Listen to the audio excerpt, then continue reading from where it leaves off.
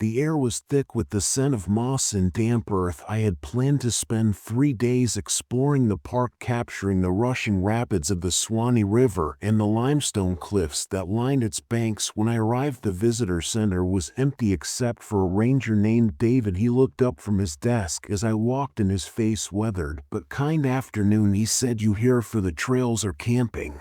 Both, I replied. I'm a photographer, thought I'd get some shots of the river. David frowned slightly. Just be careful around the water, it's beautiful but unpredictable, and don't camp too close to it. Why not? I asked, curious. He shrugged. Currents can be dangerous and people say strange things happen out there. I've heard about voice kids playing near the river, stuff like that. I chuckled. Ghost stories, call it what you want, he said, his tone serious, but don't ignore the signs. Stay safe. I thanked him and left, dismissing his warnings as part of the park folklore. Still, his words lingered as I drove to the campsite. I set up my RV near a clearing, a short walk from the Swanee River. The late afternoon sun glinted off the water and the sound of the rushing rapids was hypnotic. I spent the first few hours walking along the trails, snapping shots of the limestone bluffs and the towering cypress trees. The place was stunning. Things took a turn that evening when my drone malfunctioned. I had been flying it over the river to capture aerial shots when it suddenly veered off course and crashed into the trees. Muttering curses, I grabbed my flashlight and headed into the woods to retrieve it. The forest was darker than I had expected, the dense sea canopy swallowing the light. I found the drone near the riverbank, but as I bent to pick it up, I noticed something strange. Small handprints in the mud, like those of children. They were fresh too, leading toward the water. I scanned the area with my flashlight. Hello, is someone there? No answer. The only sound was the rushing water. I felt a chill creep up my spine, but I shook it off. Kids must have been playing here earlier, I told myself. Still, I hurried back to my RV, uneasy. That night, as I reviewed the photos on my laptop, I noticed something odd. In one of the shots of the river, there were faint figures in the background, small pale shapes that resembled children. I zoomed in, but the resolution wasn't clear enough to make out details. It's just a trick of the light, I thought, though I couldn't shake the feeling of being watched. Around midnight, I was jolted awake by the sound of laughter. Was faint, distant, but unmistakably that of children. Groggy, I peered out the RV's window but saw nothing except the faint glow of the moon reflecting off the river. The laughter came again, closer this time. My chest tightened as I grabbed my flashlight and stepped outside. Hello, who's out there? The laughter stopped abruptly. The silence that followed was suffocating. I stood frozen, my flashlight beam scanning the tree line. Finally, I retreated to the RV and locked the door behind me. Sleep didn't come easily after that. The next morning, I decided to shake off the weirdness and focus on my work. I hiked along the trails, capturing the beauty of the park, but the unease grew. The forest seemed quieter than it should be. No birds, no rustling leaves, just the sound of my own footsteps. As I neared the river, I saw him, a boy standing on the opposite bank. He looked about 8 years old, with pale skin and clothes that seemed out of place, like something from the 19th century. He didn't move, just stared at me. Hey, I called out, are you okay? Were your parents? The boy raised his hand and pointed downstream. Then, without a word, he turned and disappeared into the trees. I hesitated. Part of me wanted to follow him, but something about the way he moved, silent and smooth, like he wasn't quite real, kept me rooted to the spot. That night the sounds returned. Laughter, splashing, and faint voices echoed through the forest. At one point, I heard a girl's voice calling my name. Jacob, she whispered, come play with us. My blood turned cold. I checked the windows, but the outside was dark. Then I heard footsteps, tiny pattering steps circling the RV, heart pounding. I grabbed my flashlight and swung open the door. The laughter stopped instantly, replaced by a low rushing sound like whined through the trees, but the air was still. Then I saw them, 3 children standing near the edge of the clearing, their eyes hollow and their skin pale and translucent. They didn't speak, just stared, their heads tilted slightly as if curious. One of them, a girl with long tangled hair, took a step toward me. Panicking, I slammed the door shut and locked it. The children vanished, but the sound of their laughter echoed in my ears long after they were gone. By the next day I was ready to leave, but when I turned the key in the RV's ignition, nothing happened. The battery was dead. Frustrated, I grabbed my camera and decided to take one last walk to the river before finding help. When I reached the bank, the children were waiting for me. This time they were closer, their forms more solid. The boy from before stepped forward. "Why are you here?" he asked, his voice soft but firm. "I'm taking photos," I stammered. "I didn't mean to disturb anything. You're in our place," the girl said, her hollow eyes boring into mine. "Stay with us." I shook my head. "I can't." The children exchanged looks, then reached out their hands. The air around me grew colder and the ground seemed to shift beneath my feet. I stumbled back, my heart racing. "You can't leave," the boy said. "No one leaves." Desperate, I pulled out my camera. "Look," I said, showing them a photo of the river with their faint silhouettes. "You're here. People will know your story. You won't be forgotten." Forgotten? The children hesitated. The cold air eased slightly and their forms flickered as if caught between this world and the next. "Promise," the girl whispered. "I promise," I said, my voice trembling. The children faded, their laughter echoing softly. As they disappeared, the forest grew quiet again, but the air felt lighter, less oppressive. When I returned to the RV, the engine started on the first try. I didn't question it. I just drove back. At the visitor center, I told David what had happened. He listened, his face grave, but didn't say much. As I left, he muttered, "You're lucky they let you go." I am James Lopez. Prior to switching to city planning, I was a park ranger. I am 31 years old. Although I've always been the kind to remain composed under duress, that weekend in Ocala National Forest permanently altered my perspective on the world and myself. I'll do my best to describe what we experienced without coming off as crazy. In April of 2012, this occurred. I made the decision to take an RV excursion into the center of Ocala with my girlfriend Emma and two pals, Tyler and Kelly. The group's intention was that Emma, 30, who has always been a huge environment lover, would show us Alexander Springs, where the water is pristine and the paths provide excitement. My boyhood buddy Tyler, 28, and his girlfriend, Kelly, were traveling with him mostly because they both like camping, albeit Kelly preferred the security of an RV over the harsh outdoors. In retrospect, I wish I had believed Kelly's uneasiness from the beginning. On a Friday, we arrived to our campground in the middle of the day, eager to get away from the bustle of the city. I rented my brother's RV, and it was parked in a clearing with tall trees all around. There was a new perfume in the air, the type that only comes from being deep in the forest. We unloaded rapidly. Emma and I would use the RV, and Tyler and Kelly would have tents. "You see?" Tyler slapped me on the back and said, "Perfect. Dude, we needed this. Bring the old gang together." Emma was already using her camera to explore the wooded area. She yelled back, "The biodiversity here is incredible," with a hint of enthusiasm in her voice. "It's so quiet, though." There was silence. Uncannily so.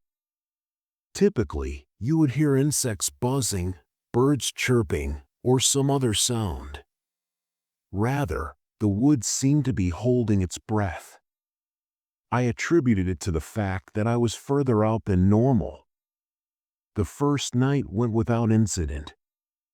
We cooked marshmallows, lit a fire, and recited the same corny tales Tyler and I had been telling since we were adolescents. But Kelly didn't appear at ease. She continued to lean in closer to Tyler while looking over her shoulder. "What's up?" I questioned her. Shrugging, "Nothing," she said. It's it's so dark out here." "It's the woods, Kel," said Tyler, grinning. "It's supposed to be dark." After laughing it off, we retired to bed. The forest had already begun to watch us, although I was unaware of it at the time. Emma persuaded us to explore a neighboring route the next morning. I thought we should stretch our legs because she was so excited to explore. Despite her reluctance, Kelly joined. Emma froze before we had gone very far. She indicated a single footprint on the ground. Big and barefoot. It wasn't just large, however. The lengthy toes had what seemed to be claw marks on the tips. "Bear?" Tyler made a guess. "No," cowering, Emma replied. "Bears don't leave prints like this." Kelly stepped back. "Let's just return. This doesn't seem right." "Calm down," Tyler remarked, dismissing it. "It's most likely an odd hiker. Out here, people are peculiar." Emma looked at me, furrowed brows. I gave her a signal to continue going. The more we hiked, the more eerie it seemed. The odd twig cracking seemed intentional as the woods became quieter, as if someone or something was pursuing us. Even Tyler's customary arrogance started to waver, and Kelly continued murmuring that she wanted to turn back. The sense that we weren't alone persisted in my mind. Everyone was anxious by the time we returned to camp.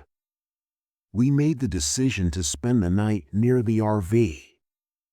Emma was shouting my name while I was gathering firewood close to the clearing's edge. "James!" It was far away, from further into the forest. I scowled. A minute earlier, Emma had been near the flames. "James, come here." The voice had become louder. Persistent. Despite my intuition that something wasn't right, curiosity prevailed. I crossed the line of trees. "Emma?" I made a call. The voice ceased. I almost ran into Emma herself as I turned back toward camp. She inquired, panting, "Where were you going?" "I heard you," I trembled. "You were calling me." Her face became white. I didn't say anything. Things worsened that night. I awoke to the sound of activity outside the RV at about midnight. The pine needles crunched with slow, deliberate footsteps. I pushed Emma to her feet and pleaded with her to be quiet. I saw a person close to the fire pit as I peered through the curtain. Although humanoid, it was incorrect. Its stance was hunched, as if it had been shattered and reassembled, and its limbs were too lengthy. With my pulse pounding, I picked up a flashlight and went outside. "Who's there?" I let out a bark. I think the figure grinned as it turned to face me. It was a broad, artificial smile that made my stomach turn, not a welcoming one. It rushed into the trees with animalistic speed and disappeared before I could respond. We discovered the smoldering remnants of our firewood strewn around and deep claw marks on the RV's side the next morning. With trepidation, Tyler laughed. "Okay, so someone's messing with us." "Someone?" Emma retaliated. "You think a person did that?" "It's probably a prank," said Tyler. "Locals messing with tourists." Kelly wasn't persuaded. "Tyler, this isn't typical. Last night's creature wasn't human." Emma raised her voice. Skinwalkers are the subject of a Navajo mythology. Shapeshifters who pose as humans or animals in order to trick you. They can imitate looks as well as sounds. Tyler sneered, "This isn't the Southwest, that's a desert legend." "Legends travel," yelled Emma. "And whatever it is, it's here." I intervened when the debate got out of hand. "Enough. We're heading out. Let's go, and pack up." The trees closed in as we hurried to set up camp. Only the distant snap of branches, far too near for comfort, broke the suffocating quiet. Clutching her arms as if protecting herself from something invisible, Kelly remained beside the RV. Then we heard it. The voice of Tyler.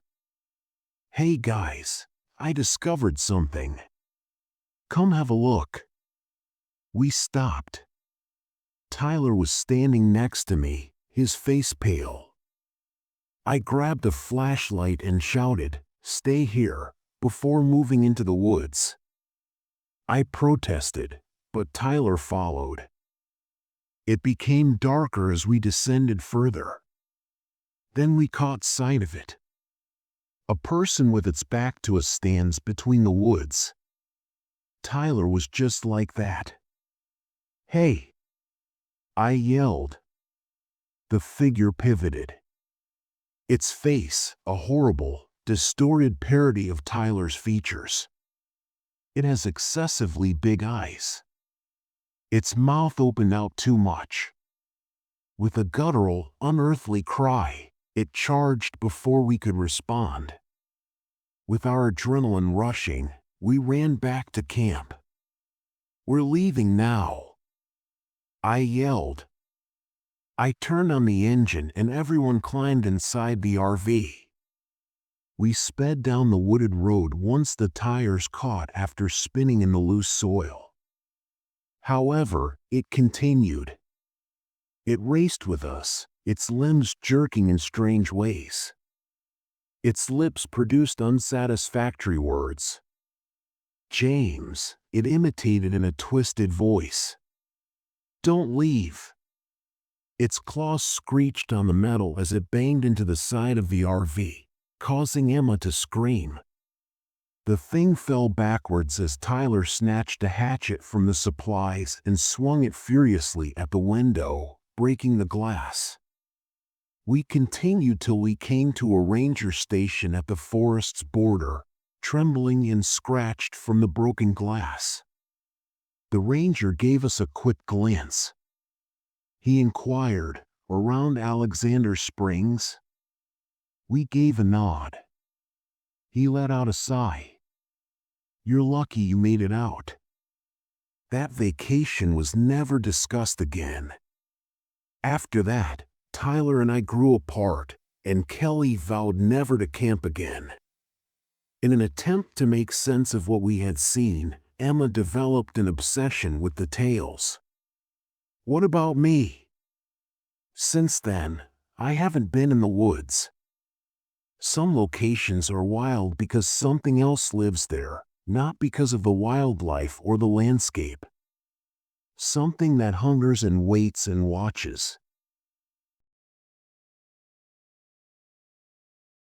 My name is Luke Guzman Hunter. I'm 48 years old, a retired high school teacher and a widower. What I'm about to tell you happened just last month during a solo camping trip off Old King Road in Flagler County, Florida. I thought I was looking for peace and quiet, maybe even a little closure. Instead, I found something I still can't explain, something that might still be out there waiting. I arrived at the campsite in the late afternoon. The drive down Old King Road was scenic but desolate, with tall oaks draped in Spanish moss and palmetto crowding the edges of the narrow dirt road. My RV, a beaten-up 1994 Winnebago, rattled over every bump, but I was used to it. This wasn't my first trip, but something about the stillness unsettled me. I stopped at a convenience store a few miles before the campsite to grab some firewood and snacks. The woman behind the counter, Maggie, looked up from her magazine. As I approached camping out on King Road, she asked, her tone casual, but her eyes sharp. Yeah, I said. I heard it's quiet out there, good stargazing. She hesitated. It's quiet, all right, just don't wander too far from your RV. And if you hear anything strange, don't go looking for it. I laughed it off, but her words stayed with me as I drove the final stretch to the campsite. The sun was low, and I parked near a pond. The water was dark and still, the air smelling of damp earth and decaying leaves. I liked the solitude, at least that's what I told myself. The first sign that something wasn't right came that night.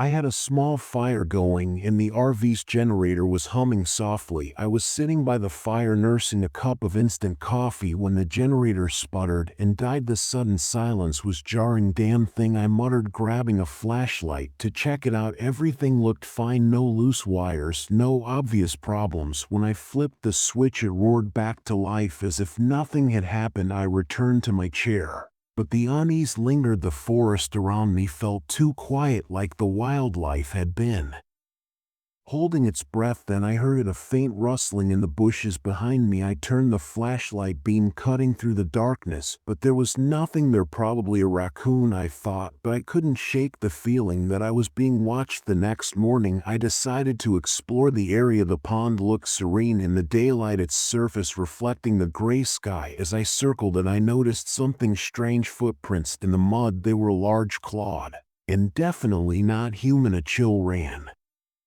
down my spine. That's when I saw him, a teenage boy, maybe 15 or 16, standing at the edge of the trees. He was thin, with dirty clothes and wild, by unkempt hair. His eyes darted nervously as if he didn't want to be seen. Hey there, I called out. Are you lost? The boy flinched, but he didn't run. You shouldn't be here, he said, his voice barely above a whisper. What do you mean? I asked, stepping closer. Do you live out here? He shook his head. It's watching you. It watches everyone. You have to leave before it gets dark. Before I could ask more, he turned and bolted into the woods. I considered going after him, but something in his voice, pure raw fear, stopped me. I returned to the RV uneasy. That evening I found a mutilated deer near the edge of the pond. Its body was torn apart, the flesh twisted and shredded as if by massive claws. I've seen animal attacks before, but this was different. It looked deliberate. I decided to stay inside the RV.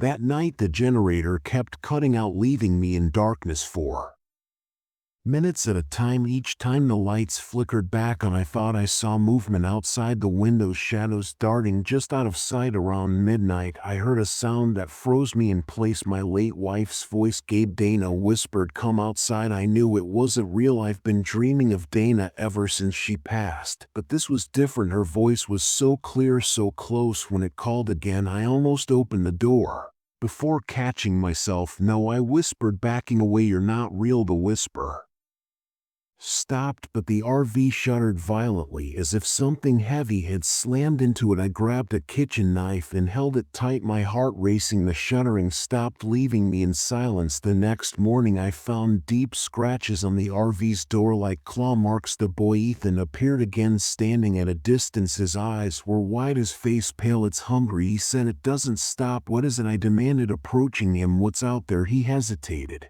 then muttered, it's old. It was here before us. It feeds on fear, on grief. If you don't leave, it'll take you. I tried to get him to explain, but he ran off again. This time I followed him. He led me deeper into the woods where the trees grew denser and the air colder. Finally, we reached a clearing with strange symbols carved into the trunks. Ethan pointed at them. This keeps it out, he said. Stay here if you want to live. Before I could ask more, he vanished into the trees. I looked around, my pulse hammering. The forest felt alive, the air thick with an oppressive energy. The whispers started again, louder this time, coming from all directions. I returned to the RV, but the hunger followed. That night it showed itself. I was sitting by the fire when the forest went silent. Then I saw it, a shadowy figure at the edge of the trees. It was humanoid, but wrong. Its limbs too long, its movements jerky and unnatural. Its eyes glowed yellow, fixed on me. Dana, it said, its voice distorted and hollow. Come to me. I stood frozen as it stepped closer. The firelight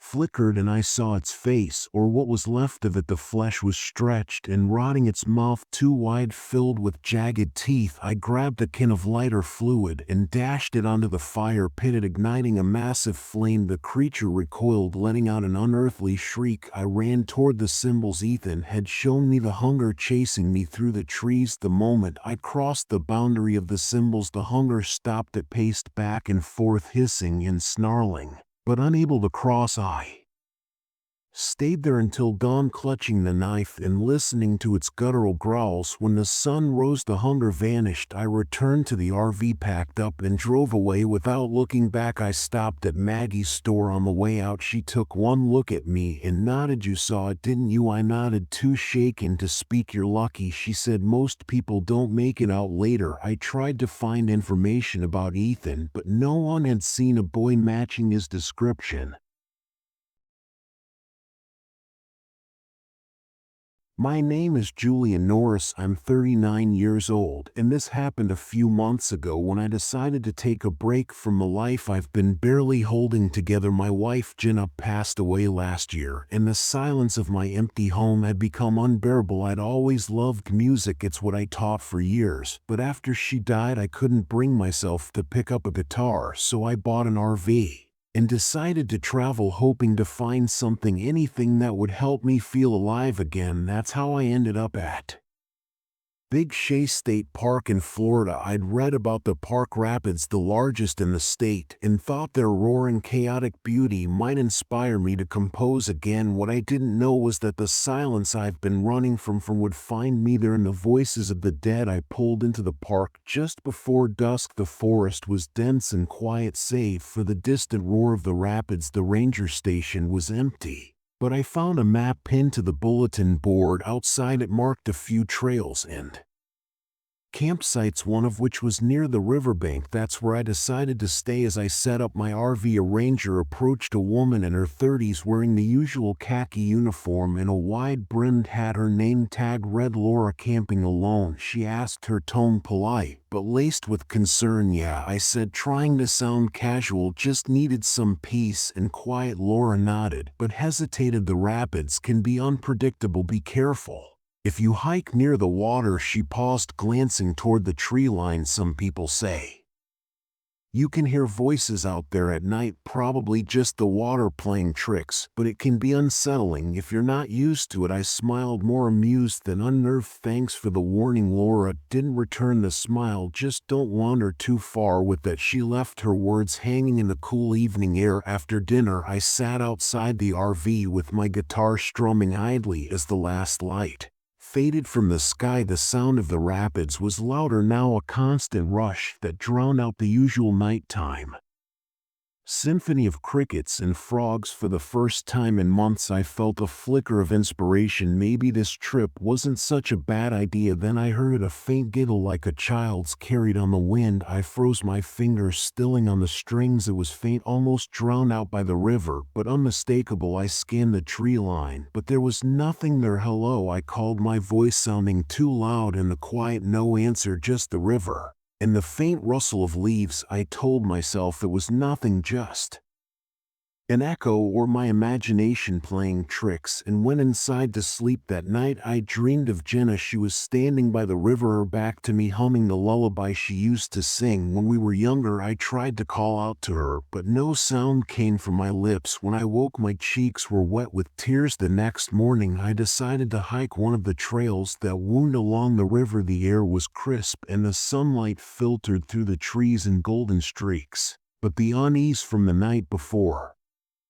lingered. I couldn't shake the feeling that I was being watched. About halfway down the trail, I noticed something odd, small footprints in the mud, too small to belong to an adult. They ran alongside my own for a few steps before veering off toward the river. There were no other campers around, and the sight sent a chill down my spine. As I followed the trail, the roar of the rapids grew louder, almost deafening. Then I heard it again, a child's laughter, clearing and sharp, cutting through the noise. I Stopped in my tracks, my heart pounding. Who's there? I again, no answer. Shaking my head, I pressed on, determined to reach the riverbank. When I got there, I found something even stranger, a small moss-covered doll lying on the rocks. Its face was faded and weathered, but its eyes seemed to glint in the sunlight, almost as if they were watching me. I picked it up, examining it closely. As I turned it over, a faint melody began to play, a music box tune, soft and haunting. My breath caught in my throat. The tune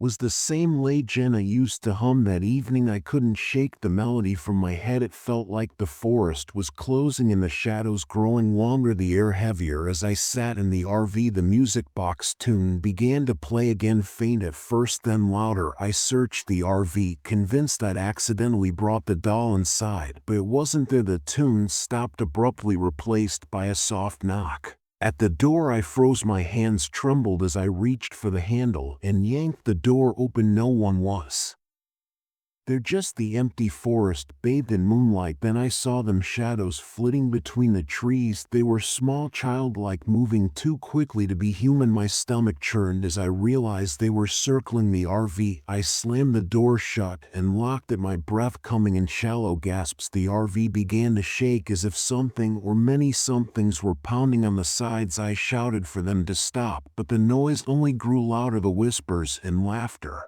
blending into a chaotic cacophony. Finally, I grabbed my guitar and strummed the first chords that came to mind, playing louder and louder until the shaking stopped. The laughter faded, leaving only the sound of my music and the distant roar of the rapids. The next morning I knew I had to leave, but something drew me back to the river. I followed to the trail again, clutching the doll I'd found. The voices were louder now, calling my name, singing the lullaby in eerie, childlike tones. When I reached the riverbank, the air grew icy and the shadows beneath the trees seemed to ripple like water. I know you're here, I said, my voice trembling. What do you want? The voices grew louder and the shadows took shape. 3 children, their faces pale and hollow, their eyes dark voids. They stared at me, their expressions of mix of sadness and anger. Helpless, they whispered, their voices overlapping in a haunting harmony. What do you need? I asked, though I wasn't sure I wanted to know. They pointed to the doll, and in that moment,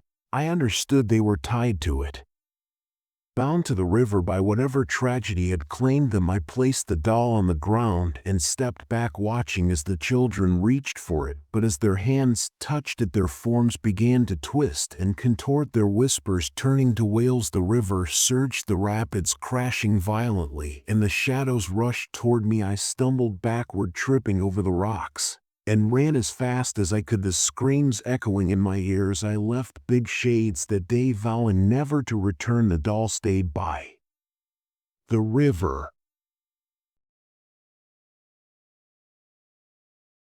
My name is Grayson Morris, and I'm 41 years old. This happened in late October during a weekend camping trip to Falling Water State Park in Florida. I was there with my wife Linda, our 10-year-old daughter Sarah, and our 7-year-old son Joey. What started as an ordinary family trip turned into something I'll never forget, though sometimes I wish I could. We had planned the trip as a way to disconnect from screens and reconnect as a family.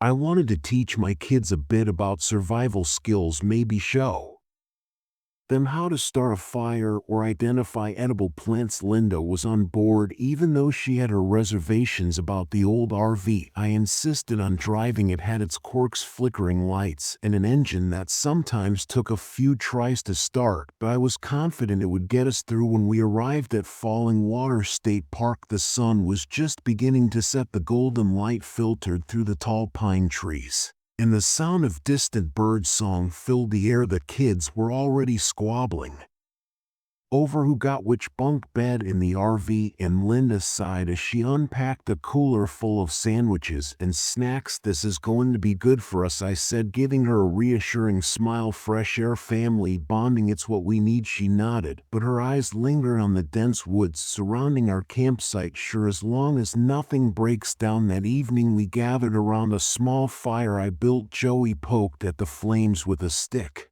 and Sarah was off to the side scribbling in a notebook she brought along.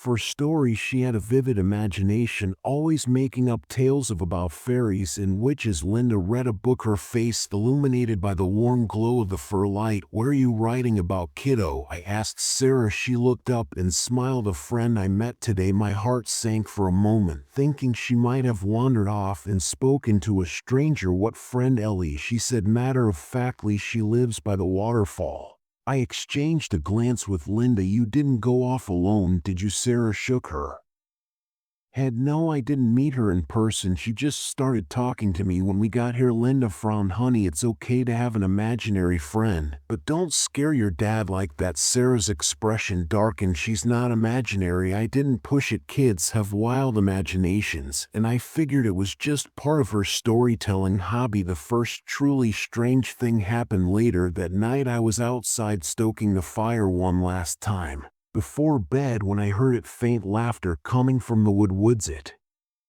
wasn't close, but it wasn't far either. I stood still, straining to hear over the crackle of the fire. "Kids," I called, but they were already inside the RV with Linda. The laughter faded, and I told myself it was probably another camper. Still, it put me on edge. The next morning, Linda complained about a cold draft in the RV. "It's like someone left the door open," she said, pulling her cardigan tighter. I checked the door and the windows. Everything was locked up tight. We spent the day hiking to the park's main attraction, the waterfall. Sarah was unusually quiet, lagging behind and glancing over her shoulder as if expecting someone to appear. Joey, on the other hand, was full of energy, running ahead and shouting, "Come on, slowpokes." The trail led us to the waterfall, a beautiful cascade of water tumbling into a deep sinkhole. As we admired the view, Sarah tugged on my sleeve. "Ellie says this is where it happened," she whispered.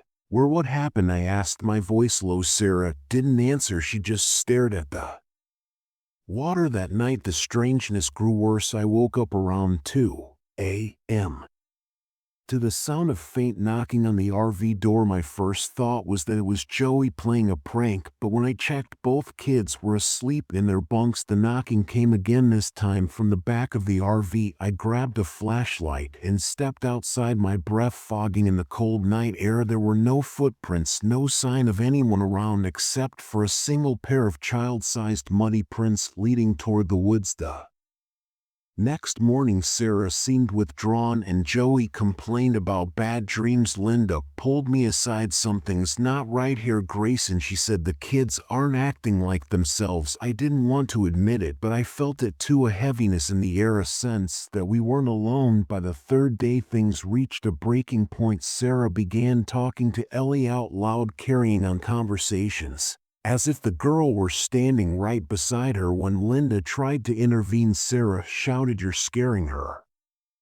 She doesn't like it when you yell." That night I woke to the sound of the RV door creaking open. Sarah was gone. Panic surged through me as I grabbed a flashlight and followed her tiny footprints into the woods. I found her standing by the waterfall, her arms outstretched as if reaching for something. A faint figure stood in front of her, a young girl soaking wet, her hair hanging in tangled strands over her pale face. "Sarah," I shouted. The figure turned toward me, and I froze. Her eyes were hollow black pits, and her mouth twisted into a scream that echoed through the woods. Linda arrived moments later, clutching Joey's hand. Together we pulled Sarah away from the water. The ghost didn't follow, but her presence lingered, oppressive and cold, back in the RV. We tried to make sense of what was happening. Sarah, still dazed, murmured, "She's so lonely. She just wants someone to stay with her." I remember the muddy footprints, the laughter, the feeling of being watched. "She's dangerous," I said. "We need to leave now."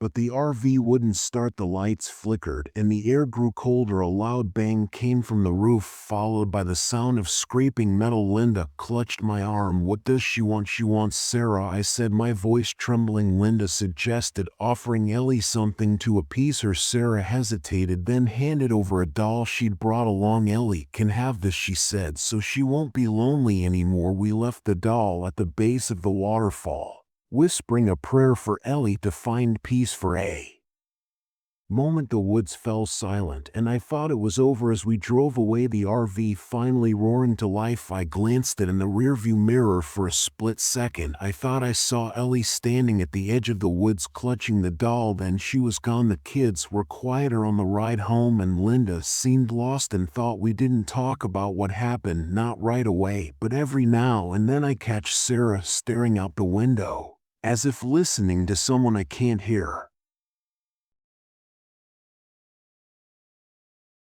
My name is Emily Knight and I'm 31 years old. What I'm about to share happened just 2 months ago during a camping trip in Tate's Hell State Forest in Florida. I used to laugh at ghost stories and legends. Now I'm not so sure it was my idea to go. I'd read about the forest's creepy history, stories of people vanishing, strange curses, and the infamous final words of C.B. Tate. My name is C.B. Tate, and I've been to hell. It seemed perfect for an adventurous weekend with my closest friends. There were 4 of us. Danny, my best friend since high school, level-headed and sarcastic at 30. Melissa, quiet and jumpy but sweet, tagged along reluctantly. And Cody, a guy I'd known for years but never fully trusted. He was brash, competitive, and had a habit of stirring up trouble. I suspected he had a crush on me, which only made things awkward. We took my RV, an old but functional beast, and parked it deep in the forest. The swampy smell of the air and the dense canopy of twisted trees added to the eerie vibe. Perfect, I thought. We set up near a clearing surrounded by cypress trees. Danny got the fire going and Melissa unpacked supplies while Cody cracked jokes about the forest named Tate's Hell. He said with a smirk, probably just an old drunk who got lost and died. Yeah, Danny shot back, so maybe keep your jokes down, Cody. Don't want to piss off the ghosts. Melissa shivered and muttered, can we not talk about ghosts? I laughed, trying to ease the tension. Relax, guys. It's just a forest. What's the worst that could happen? That night, the first sign of something wrong came when the generator started acting up. We had just finished eating when the RV's lights flickered and then went out. The only light came from the fire, casting long dancing shadows across the trees. I'll check it, Danny said, grabbing a flashlight. He came back a few minutes later looking puzzled. Everything's fine with the generator, it just stopped. I don't get it, Cody snorted. Probably a squirrel chewed a wire, no big deal. But I noticed Melissa staring into the trees, clutching her jacket. Did you guys hear that? She whispered. Hear what? I asked. It sounded like whispering, like someone saying my name. We all went quiet. I didn't hear anything, but the air felt heavier, but like the forest was holding its breath. The next day we decided to hike a nearby trail. I brought an old map I found online, but it quickly became clear it was outdated. Trails branched off in confusing directions and landmarks didn't match up. We wandered for hours before stumbling across something unsettling. It was a small clearing with a crude shrine made of sticks and bones. Animal skulls hung from the trees and strange symbols were carved into the dirt. Melissa refused to go near it. Probably just a hunter's prank, Cody said, poking at the bones with a stick. Don't touch it, Melissa snapped, surprising everyone. It's not a prank. This feels wrong. I told Cody to leave it alone and we moved on, but the tension was thick and even Danny looked uneasy. Back at camp, the generator failed again. The map I left on the picnic table was gone, as if the wind had taken it, but the air was still. That night the whispering started. At first I thought it was just the wind, but then I heard it clearly. Someone saying my name, faint but unmistakable. Danny, I hissed, shaking his arm. Did you hear that? Hear what? He said groggily. Before I could answer we heard it again, a high-pitched scream far away, but chilling. Melissa started crying. It's just an animal, Cody said, though his voice shook. But it wasn't just an animal, I was sure of it. The next morning Melissa refused to leave the RV. She said she'd seen something in the woods the night before, a pale woman with hollow eyes watching us from the shadows. You were dreaming, Cody said dismissively. You've been spooked since we got here. No, Melissa said firmly, I wasn't dreaming, she was real. I wanted to believe Cody was right, but the way Melissa said it sent a shiver down my spine. Still, we decided to stay. I didn't want to give up on the trip because of some creepy noises that evening Melissa vanished. We were sitting by the fire when she suddenly stood up and walked toward the swamp. "I'll be back," she said, her voice flat. "Melissa," I called after her. She didn't turn around. "Danny," and I followed her flashlight beam, but it stopped abruptly near the edge of the swamp. The mud was churned up and her shoe lay half buried. There was no sign of her. Panic set and we shouted her name, but the only response was the croaking of frogs and the rustle of leaves. Then Danny found the altar. It was larger than the one we'd seen before, surrounded by bones and rotting wood. Symbols were etched into the mud, glowing faintly in the moonlight. The air of decay. "This is wrong," Danny said. "We have to leave now." As we made our way back to the RV, the forest came alive. Shadows darted between the trees and the whispers turned into voices, mocking, taunting, calling our names. Then we saw her, the witch. She was pale, gaunt, with stringy black hair and hollow eyes that burned with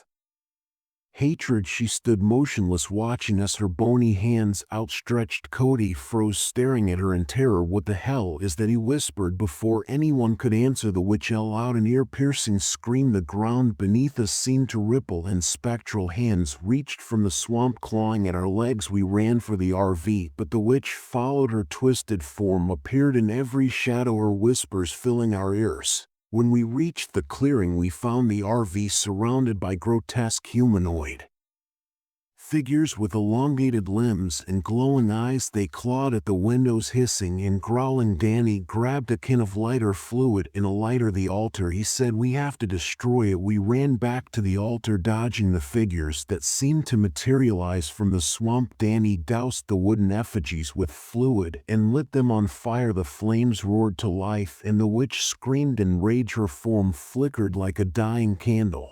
But as the altar burned, Cody was dragged into the swamp. He screamed for help, but the spectral hands pulled him under. Then he was gone. The witch vanished and the forest fell silent. Danny and I stumbled back to the RV, shaking and covered in mud. The generator worked again and the lights flickered back on. When we reached the ranger station the next day, we reported everything. They didn't believe us, but promised to search for Melissa and Cody.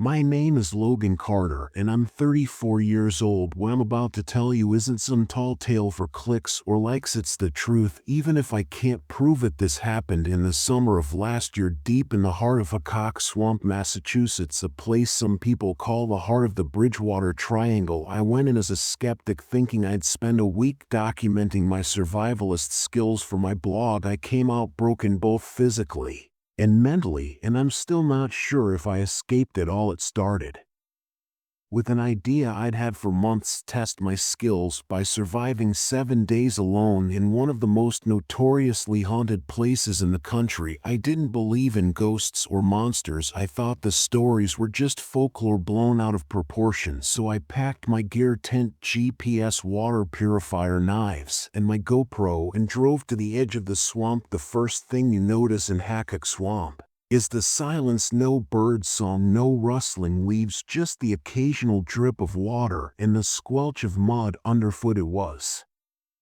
oppressive, but I chalked it up to the swamp's natural atmosphere. By late afternoon, I found a clearing to set up camp. As I hammered stakes into the soggy ground, I felt it, the sensation of being watched. I glanced over my shoulder several times, but there was nothing but dense trees and mist. "Get a grip," I muttered, shaking off the unease. That night I built a small fire and recorded my first blog entry. I talked about the swamp's history, how the Wampanoag people believed it was a place of great spiritual power, and how locals whispered about strange lights and creatures. As I spoke, the words felt heavier than I expected, like they carried a weight I didn't understand. I fell asleep to the crackling of the fire. When I woke up, the fire was out and something fell off. As I stepped outside the tent, I froze. Bare footprints surrounded my campsite. They were human-like, but too large, with long claw-like toes. "Maybe a prank," I whispered, though the words felt hollow.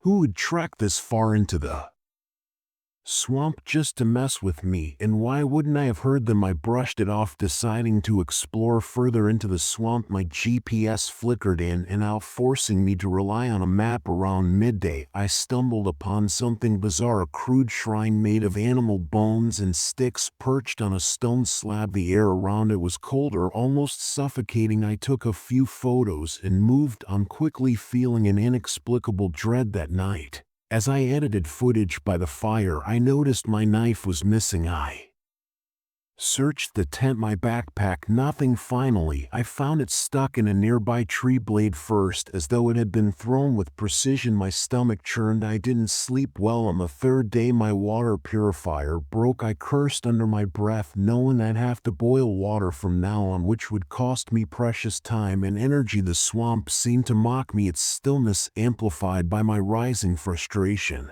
That night the whispers began. At first I thought it was the wind, but as I lay in my tent the sounds became distinct, my name spoken softly over and over. Logan, Logan, help me. It sounded like my ex-girlfriend's voice, fragile and pleading. My rational mind told me it was a trick of isolation, a manifestation of guilt, but when I unzipped the tent and stepped outside, the whispers moved, retreating into the darkness. I didn't follow. On the fourth day, I stumbled upon the shrine again, or at least I thought it was the same one. This time the bones were arranged differently and symbols were carved into the trees around it. What the hell? I muttered, taking a step back. That's when I saw a figure in the distance, crouched low to the ground. It was humanoid, but distorted, its limbs too long, its head cocked at an unnatural angle. It didn't move, just watched me. I don't remember running back to camp, but I must have. By the fifth day, I was a mess. My gear felt like a hindrance more than a help.